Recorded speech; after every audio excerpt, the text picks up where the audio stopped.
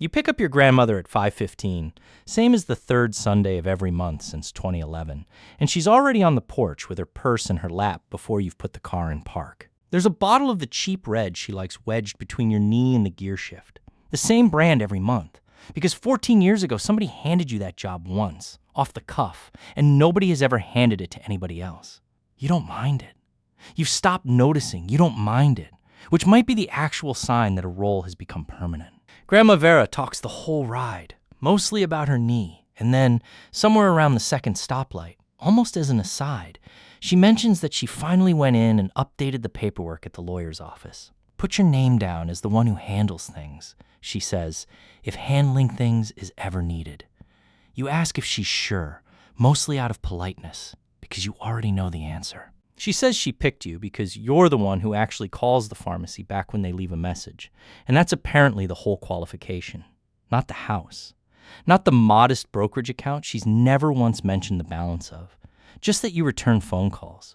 You'll think about that sentence for the rest of the night, long after the reason for it stops being about her. The house is already loud when you pull in. Your sister Renata's SUV is parked crooked across 2 spots in the driveway, the way it always is, because Renata has never in her life worried about where a car is supposed to go. She meets you at the door with a hug and a bottle of wine that costs more than the one you brought, sets it on the counter like she's placing a chip on a table, and by the time you've got your coat off, she's already found a reason to head to the kitchen and pay for something.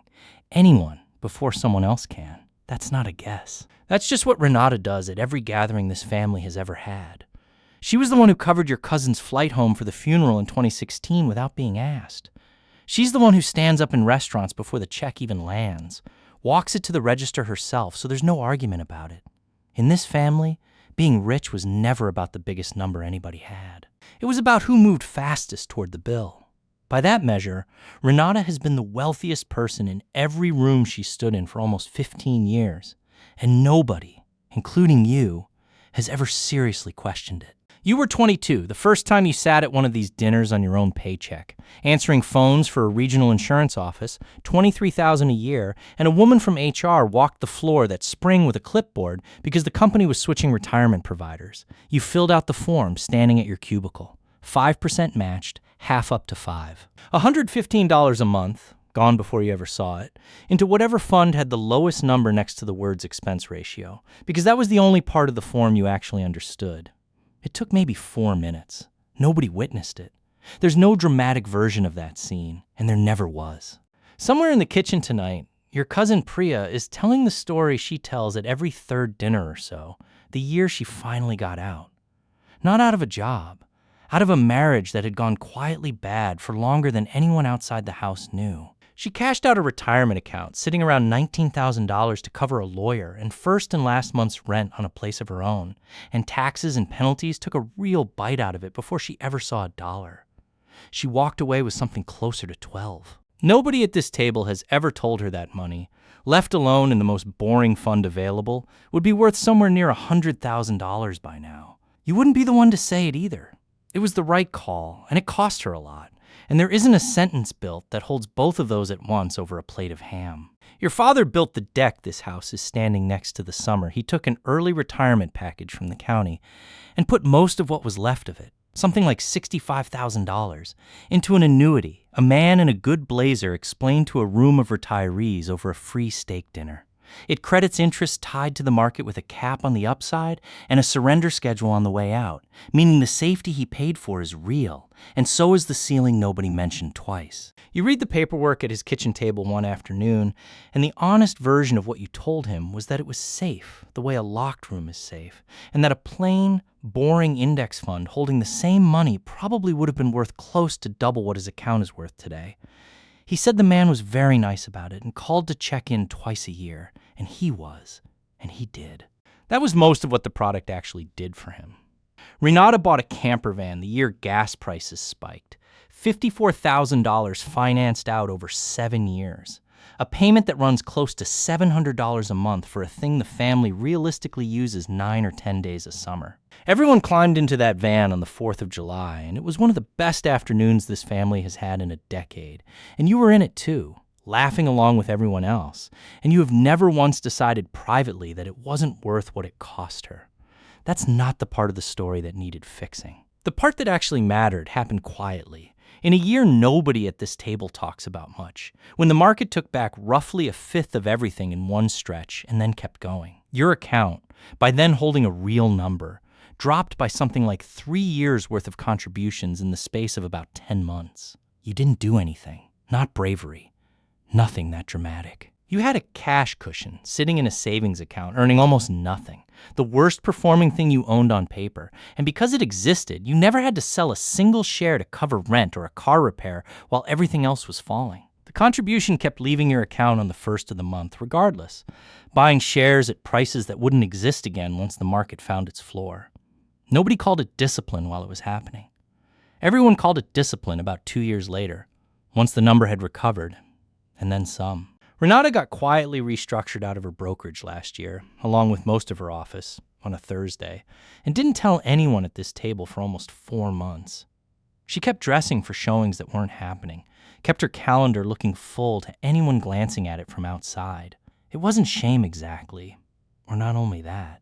It was that she'd been the one who paid first at every dinner for 15 years, and there's no clean way to set that down in front of people who've only ever seen you standing up with your wallet out. Her mortgage is fine, genuinely lucky timing on the rate. What isn't fine is the line of credit she and her husband drew against the house for a kitchen 2 years ago, sitting now at a variable rate that's climbed high enough to cost real money every month before a dollar of the balance even moves. Her retirement account is managed by someone who takes a little over 1% a year to do it, on top of the funds inside it doing the same thing again, fees quietly leaving in pieces from a number she's never once watched move in real time. You checked what your own account cost you to run last month. It came out to less than what she probably tips a valet twice a year. She found something new eventually, close to what she was making before, and everyone at the table that month treated it like the end of the story. And mostly it was. Then this spring, standing at your kitchen counter instead of sitting, because some conversations apparently require standing, she asked if you'd co-sign a loan for her son's trade program, 20-some thousand a year for 2 years, at a rate that would have turned it into something close to double what he actually borrowed by the time it was paid off a decade from now. You said no. You said it badly. Something about not wanting to be legally tied to a decade of somebody else's circumstances, which was true and sounded out loud, like you were reading off a card. Then you offered $12,000 outright instead. No paperwork. A gift. So whatever he did have to borrow would be smaller. She took it. She said thank you in a voice that didn't sound like her usual voice and put her hand flat on your counter for a second before she left. And you've thought about that second a lot more than you've thought about the number. It was cold between you for a while after that. It passed. Nothing about the passing involved either of you saying much of anything out loud. Your grandmother's husband, before he passed, spent 29 years with the fire department, and the year he turned 68, the pension board offered him a choice, a lump sum around $400,000, or a little over $3,000 a month for as long as he lived. You did the rough math out loud at the same table one Sunday, that the break-even point sat somewhere around his late 70s, before you even accounted for the fact that somebody would have to actually invest a lump sum wisely for it to compete, and that he'd never once in his life held a brokerage account. You also told him the part he hadn't thought to ask about, that his default election was single life, meaning if he went first, Grandma Vera's monthly check would drop to nothing, and that switching to the joint option would only cost them a few $100s a month to make sure that never happened. He went quiet for a second, said nobody explained that part, though technically somebody had, once, in a paragraph buried in a packet decades earlier. He took the monthly option. He changed the election. At the door that night, he told you, not quite looking at you, that you were good at this stuff, and that was as close as anyone in this family has ever come to knowing what your actual job is on nights like this one. Renata will ask you tonight, like she does most months now, whether she should be doing something with the little bit she's managed to rebuild since the layoff, and you'll tell her the same thing you always tell her, a little every month into the boring fund with the low fee, automatic, so she never has to decide twice, and she'll say she really should get around to that. And this year, like most years, she probably won't, and that's hers to carry, not yours. Nobody at this table tonight would guess the actual shape of things if you laid every account out on the tablecloth next to the ham. Your investment balance alone crossed a boring, unannounced line sometime last year. The point where the growth sitting inside it finally outweighed every dollar you personally ever put in, which means more than half of what's there now is money that arrived because you simply didn't interrupt it for 14 years. Add the apartment you bought in 2019 and the small amount of equity that's quietly built up underneath it, and the honest total isn't dramatic to look at on a screen, but it's further ahead than almost everyone eating dinner in this room tonight, including the ones who've spent a decade and a half paying for everyone else's flights and boats and camper vans along the way. You'll never say any of that out loud, and it isn't a strategy. There's simply no sentence built for it. No natural place in a conversation about somebody's knee replacement or the price of gas to mention that you're the answer to a question nobody in this family has thought to ask. You'll get up twice tonight to help clear plates because that's also apparently your job now.